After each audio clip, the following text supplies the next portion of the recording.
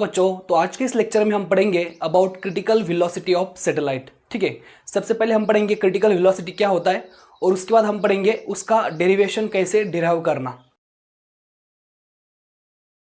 तो बच्चों, सपोज ये हमारी अर्थ है, ठीक है, and this capital R is the radius of earth, this is the centre of अर्थ, और हमने h हाइट के ऊपर एक सैटेलाइट लिया है। मतलब हमने क्या किया, with the help of satellite launching vehicle satellite को उसके ऑर्बिट तक पहुंचाया। ठीक है, ऑर्बिट क्या होता है? The path in which satellite revolve around earth, उसको बोलते हैं ऑर्बिट ऑफ सैटेलाइट। तो वो सैटेलाइट जो है, मैंने ऐसे बॉक्स से दिखाया, वो ऐसा अर्थ के सराउंडिंग में रिवॉल्व करेगा। ठीक है, सर्कुलर और इलिप्टिकल ऑर्बिट में। ठीक है, हमने यहाँ पे सर्कुलर ऑर्बिट कंसिडर किया है। तो क्या होगा बच्चों, R is the radius of earth, H is the height of satellite from surface of earth. ठीक है, और यहाँ पे ध्यान में रखना है, जो स्मॉल आर हम लेने वाले हैं that will be R plus H. मतलब देख, सॉरी, मतलब दिस एंड दिस, ये दोनों को मिला के स्मॉल आर बन रहा। ठीक है, अभी बच्चों क्रिटिकल वेलोसिटी क्या होता है, हमने पहले सैटेलाइट को तो पहुंचा दिया उसके ऑर्बिट तक with the help of satellite launching vehicle, जिसको हम एसएलवी बोलते हैं। ओ जीएसएलवी हो सकता है या फिर पीएसएलवी हो सकता है ना, जियो सिंक्रोनस सैटेलाइट लॉन्चिंग व्हीकल या फिर polar satellite launching vehicle, depending upon the height of that satellite. ठीक है बच्चों, अभी देखो हमने क्या किया, with the help of SLV satellite को वहां तक पहुंचाया, उसके ऑर्बिट तक। लेकिन अभी ऑर्बिट तक पहुंचाने के बाद हमको उस सैटेलाइट को एक थोड़ा सा वेलोसिटी देना पड़ता है, सो that it will revolve around the अर्थ। अगर हम उसको वेलोसिटी नहीं देंगे तो क्या होगा बच्चों, अर्थ का ग्रेविटेशनल फोर्स उसको खींच लेगा, तो फिर वो थोड़ा घूम के नीचे गिर जाएगा। ठीक है, और अगर हम उसको बहुत ज़्यादा वेलोसिटी देते हैं तो क्या हो जाएगा, अर्थ के ग्रेविटेशनल फील्ड से दूर चला जाएगा। तो उसको हमको एक स्पेसिफिक वेलोसिटी देना पड़ता है, and that velocity is known as critical velocity. तो आप लिख सकते हैं definition of critical velocity as the specific velocity given to a satellite so that it will revolve around the earth, and it is known as critical velocity. ठीक है, अभी बच्चों हमको उस क्रिटिकल वेलोसिटी का डेरिवेशन निकालना है, और एक बात ध्यान में रखो, उसी क्रिटिकल वेलोसिटी को बोलते हैं टेंजेंशियल वेलोसिटी, बिकॉज वो जो वेलोसिटी होती है ना, वो हमेशा इस उसके ऑर्बिट के टेंजेंशियल होती है। देखो, ये उसकी ऑर्बिट होगी और ये हो गई टेंजेंट, तो उसकी डायरेक्शन हमेशा टेंजेंट टू दैट ऑर्बिट होती है। ठीक है, और क्रिटिकल वेलोसिटी को हम दिखाते हैं वी सफिक्स सी से, ये भी ध्यान में रखो। ठीक है बच्चों, सो ये हो गई general information regarding critical velocity.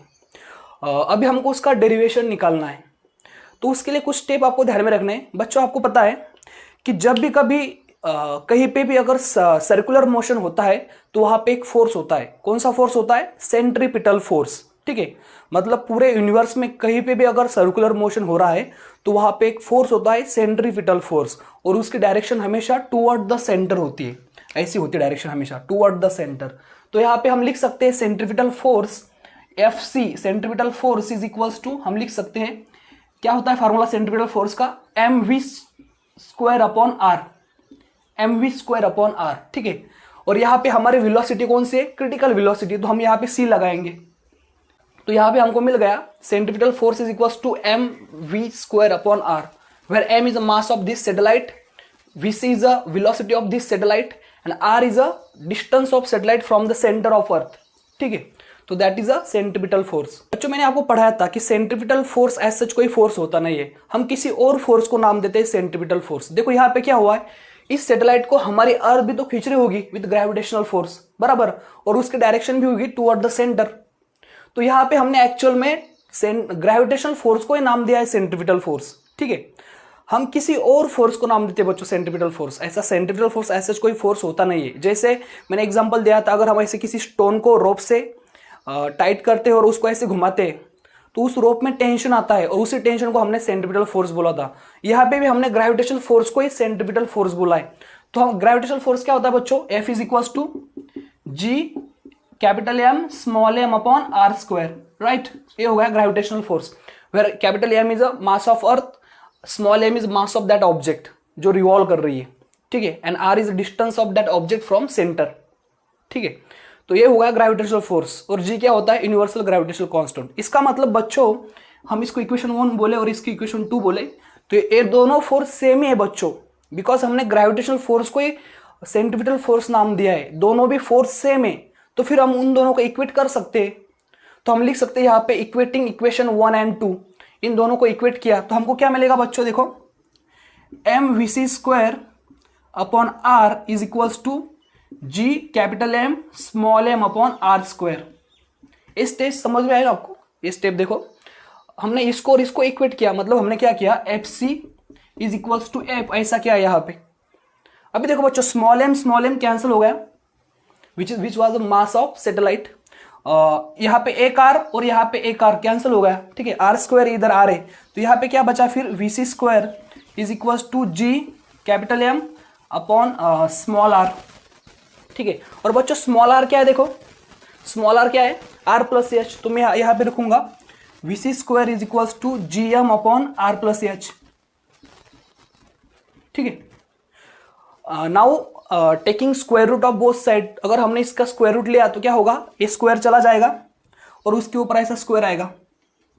So this is the formula for critical velocity. क्या होता है, critical velocity is equals to under root of gm upon r plus H, where g is universal gravitational constant, m is a mass of earth, r is the radius of earth and h is the height of satellite from surface of earth, ठीक है। सो this is the expression for critical velocity, ध्यान में रखना है। अभी इससे हमको कुछ पॉइंट्स ध्यान में रखने बच्चों कि critical velocity does not depend upon mass of satellite. देखो आपको फार्मूले में कहीं भी मास ऑफ सैटेलाइट दिख रहा है क्या, नहीं, this is a mass of earth. So ध्यान में रखना है critical velocity does not depend upon mass of satellite. उसके बाद बच्चों देखो नीचे क्या है, r plus H inversely proportional है, मतलब क्रिटिकल वेलोसिटी और हाइट में इनवर्स रिलेशन है, मतलब आप जितना दूर सैटेलाइट भेजोगे from the centre of earth उतनी उसकी क्रिटिकल वेलोसिटी कम होगी। इनवर्स रिलेशन देखो हम यहां से लिख सकते हैं critical velocity is inversely proportional to r plus H, मतलब सैटेलाइट की हाइट जितनी बढ़ेगी उतनी उसकी क्रिटिकल वेलोसिटी कम हो जाएगी, ठीक है। तो जो सैटेलाइट हमारे अर्थ के सरफेस से क्लोज होते हैं उनकी स्पीड ज़्यादा होती है, उनको एक चक्कर मारने में कम टाइम लगता है, और जो सैटेलाइट हमारे अर्थ के सरफेस से दूर होते हैं उनकी स्पीड कम होती है, तो उनको एक चक्कर मारने में ज़्यादा टाइम लगता है, ठीक है। ये भी ध्यान में रखना है, इसके ऊपर MCQ बन सकते हैं, नंबर ऑफ MCQ बन सकती है इसके ऊपर, ठीक है। So this was the expression for critical velocity. तो अभी हम यहाँ पे रुकते हैं, नेक्स्ट लेक्चर में हम और कुछ नया टॉपिक लाएंगे।